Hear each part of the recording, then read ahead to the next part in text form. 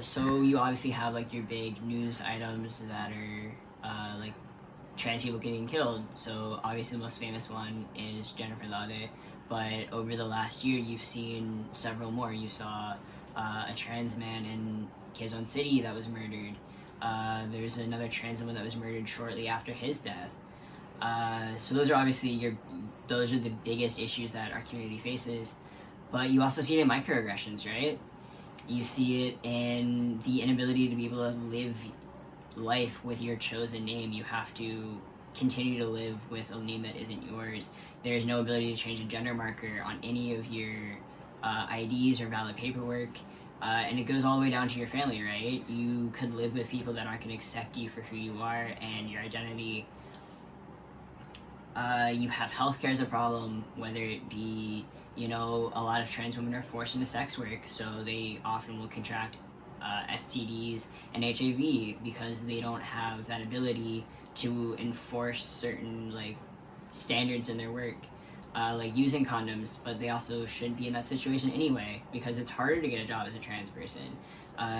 You have very little access to life-saving medical interventions such as HRT or surgeries, just anything like that. So a lot of the time, I think when you think about issues in the trans community, there are really specific ones, but you also have to look at the fact that being trans magnifies every other issue that you have as a person in a society. So working, being under capitalism, dealing with that sort of oppression, it's just all made worse because you have that layer of homophobia and transphobia.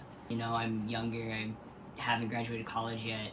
My family's relatively accepting, but as a student, you kind of are subjected to your university and university standards. So I joined the college I applied to the college that I applied to because on their website they said that they were accepting of everyone no matter their sexuality or gender orientation and stuff like that. And so going there, I thought I'd be able to kind of live my life as a gender non-conforming person and a trans person, but that was quickly kind of squashed when my department basically did a lot of attempts to pressure me into kind of shifting out of the department, either through the secretary or through the department head. I had a math teacher call me an animal, but other than that, I haven't really faced a lot of other things. Just your normal street harassment, getting called stuff, homophobic slurs, transphobic slurs, but I've been relatively lucky with what's happened to me. So my personal aspirations are obviously to, get to a place where I'm comfortable with my own body, where I can live my life as the person that I am, and I don't have to really worry about it. But I think the bigger goal that I have for all of us, trans men, trans women, queer people in general, is to live in a society where our rights are not only protected by law, but it is something that everyone feels the need to uphold.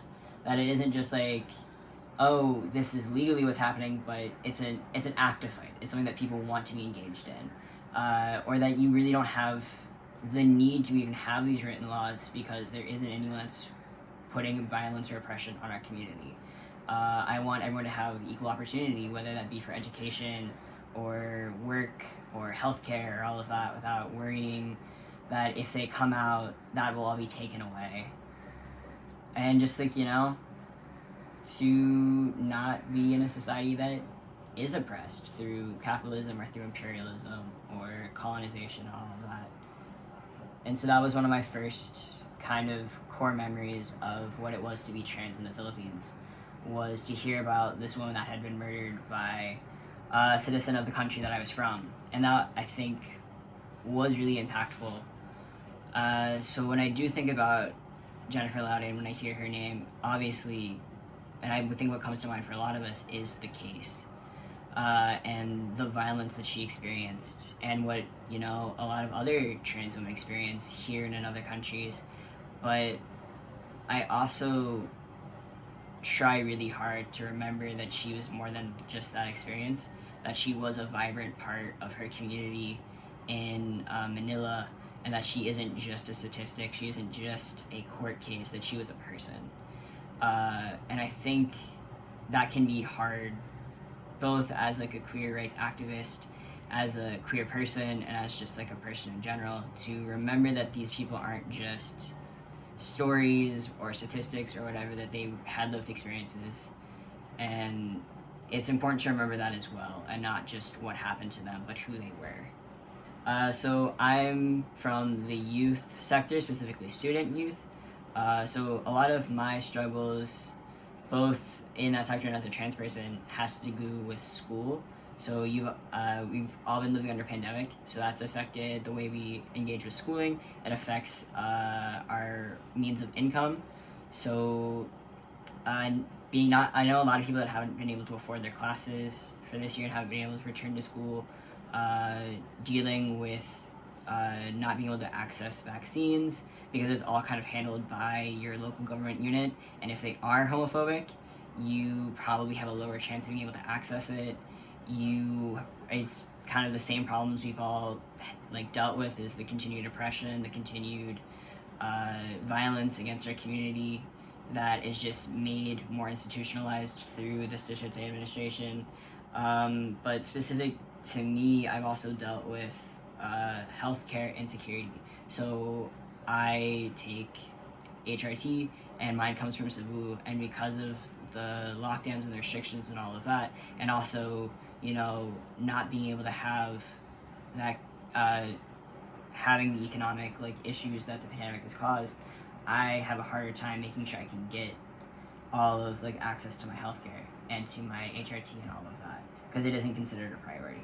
So I think it kind of goes back to the idea of why it's important to remember people like Jennifer Laude as more than just, you know, a court case or an act of violence. When we're all kind of out here telling our stories, then you can inspire others. You can inspire empathy and sympathy for other people in the community. You can make really good connections with people that are, you know, dealing with the same struggles as you. We have a lot more in common with the masses than we do with, you know, people that are business owners or, you know, brands that put a lot of money and effort into kind of putting up a rainbow banner like during Pride and stuff like that and trying to get us to consume their products. Whereas we're like telling our stories inaccurately a lot of the time in media and stuff like that. So it's important for us to tell our own stories, and also connect our stories with people that are going through the same thing as us. So that way we all become allies for each other, and we're all like uplifting what we want to see in our society. So I, Cory from Cory, would just like to remind everybody that